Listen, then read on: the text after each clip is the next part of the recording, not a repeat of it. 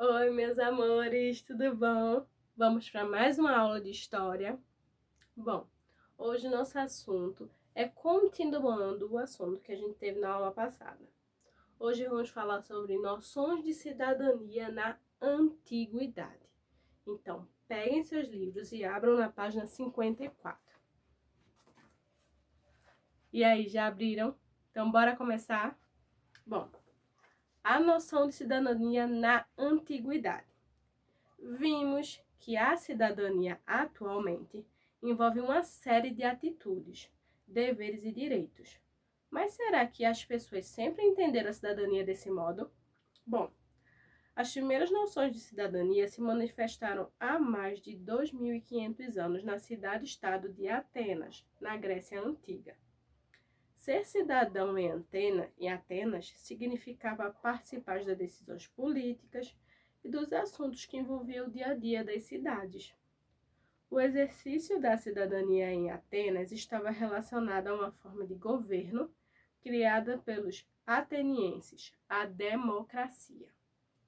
A democracia ateniense. Como é que era a democracia ateniense? Bora conhecer? A palavra democracia significa poder do povo.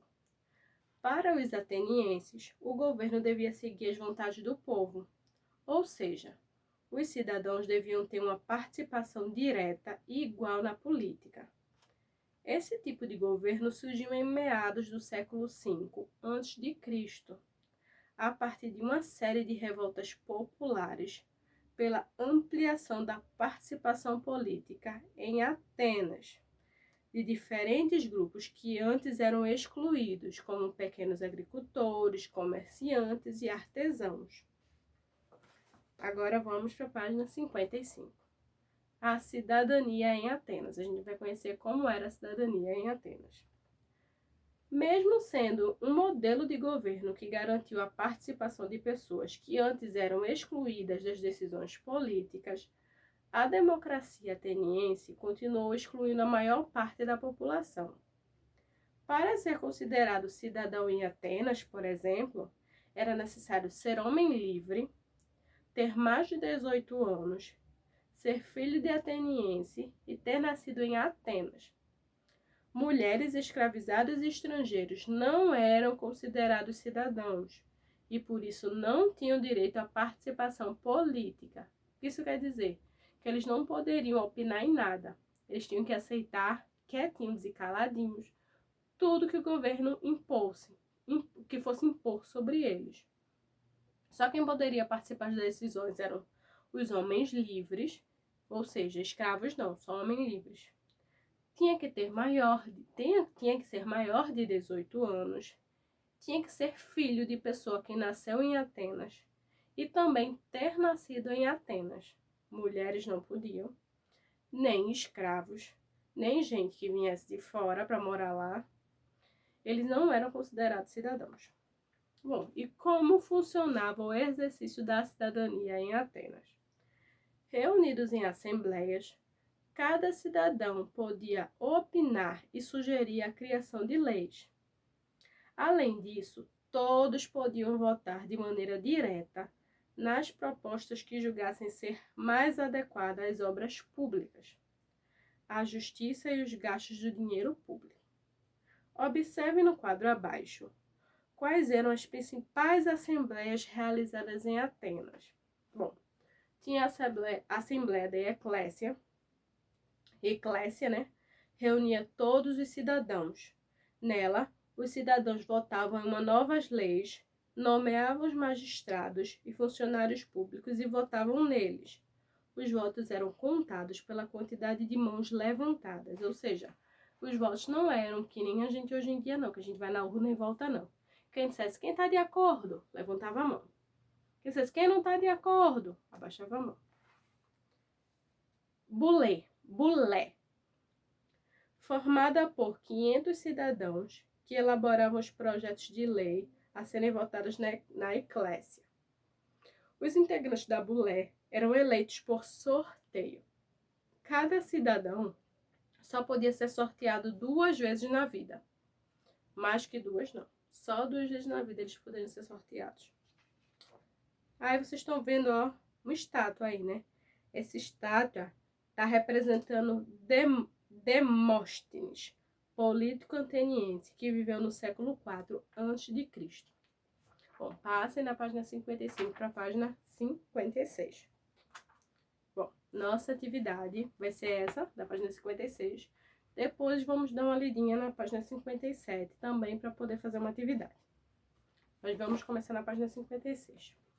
Primeiro, leia o texto abaixo sobre a democracia em Atenas. Bom, na democracia ateniense, apenas tinham direitos integrais os cidadãos, os escravos, os estrangeiros e mesmo as mulheres e as crianças atenienses não tinham qualquer direito político. E para eles, a democracia vigente não trazia qualquer vantagem. Se, por um lado, a democracia ateniense continha todos esses limites, por outro, a maior parte dos cidadãos que dela podiam usufruir eram camponeses ou pequenos artesãos. E, neste sentido, a democracia de Atenas era um regime em que os relativamente pobres tinham um poder considerável, algo inédito, e até hoje muito raro em toda a história da humanidade. Bom, com base no texto acima e nos conhecimentos já adquiridos, responda às questões abaixo. Vocês vão dizer na letra A: quem tinha direitos políticos em Atenas? Em Atenas, vocês vão olhar esse texto, reler de novo, e ver quem é que tinha direitos políticos em Atenas, e vão escrever. Na letra B, vão dizer quais grupos eram excluídos das decisões políticas. Eu falei naquele textinho, ó, daqui da frente. Aí vocês podem também dar uma lidinha novamente.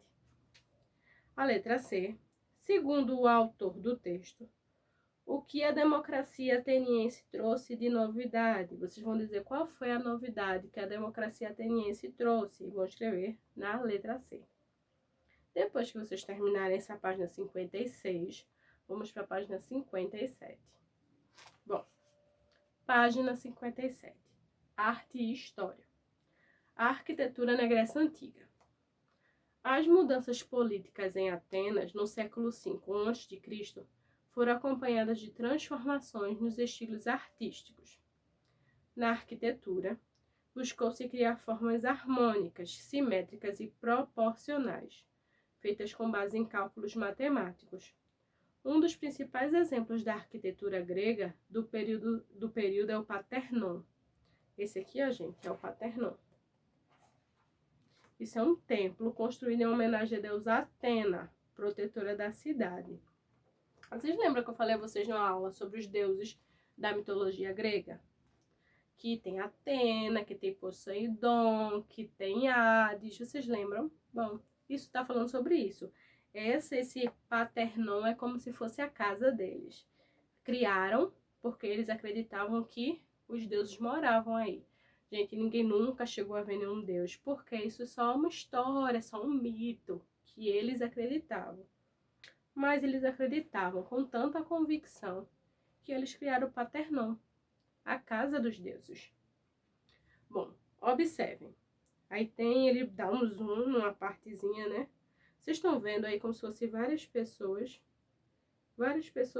assim. Bora ver o que isso significa? Bom, originalmente as esculturas ficavam na fachada do Parthenon. Acreditava-se que a obra completa tenha sido realizada por vários artistas.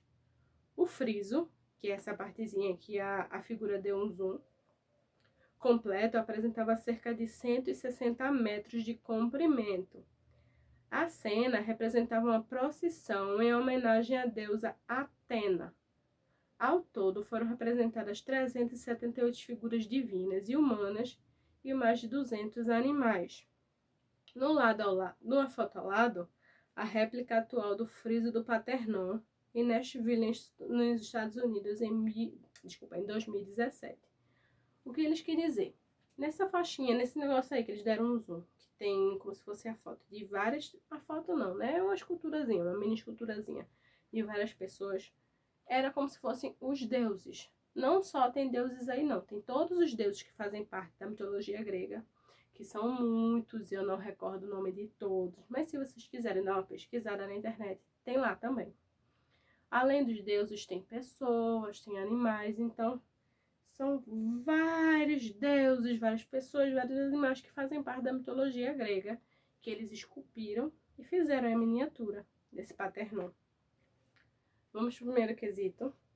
Quais características da arquitetura grega você consegue identificar no edifício original do Paternon? Você já viu esse estilo arquitetônico em outro lugar? Comente com os colegas. Bom, vocês já viram alguma essa obra, esse negócio aí que a gente chama Paternon, essa arquitetura aí? Você já viram algum lugar parecido com esse? E que característica da arquitetura grega você consegue identificar no edifício original do Paternon? Como a gente não conhece muito bem a arquitetura grega, eu vou dizer aqui, ó, mais ou menos como é que eu quero que vocês respondam. Bom, no primeiro quesito, o objetivo desta questão é avaliar o conhecimento prévio de vocês. Vocês vão identificar aí, ó, formas harmônicas, simétricas, proporcionais, a presença de colunas e o frontão em formato triangular. O que é isso? Se vocês verem, tudo tem o mesmo tamanho aí.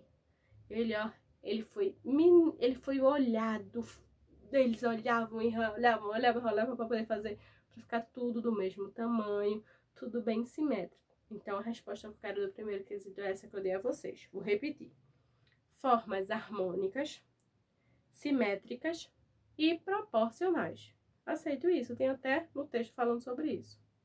Já no segundo quesito, quero que vocês me digam se vocês já viram algum lugar parecido com esse daí. Bom, então essa é a nossa tarefa do livro, mas não é só isso. Depois que vocês terminarem de responder, essa página 57, vocês vão responder no caderno. Vão ter que copiar a pergunta, tá? Vocês copiam a pergunta, bota a página que tá o livro, que é a página 57, copia a pergunta e respondam. Depois que vocês terminarem, vocês vão pegar o caderno e vão copiar umas questãozinhas que eu botei aqui, ó, no grupo. Então, eu vou ler para vocês cada questão. Primeiro quesito. Quando e onde surgiu as primeiras noções de cidadania? Todas essas questões que eu fiz tá nesse texto que a gente acabou de ler.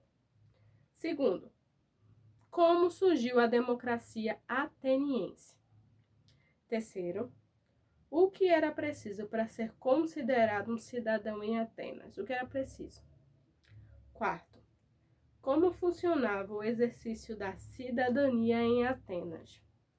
E no quinto, vocês vão explicar o que é eclésia e bulé.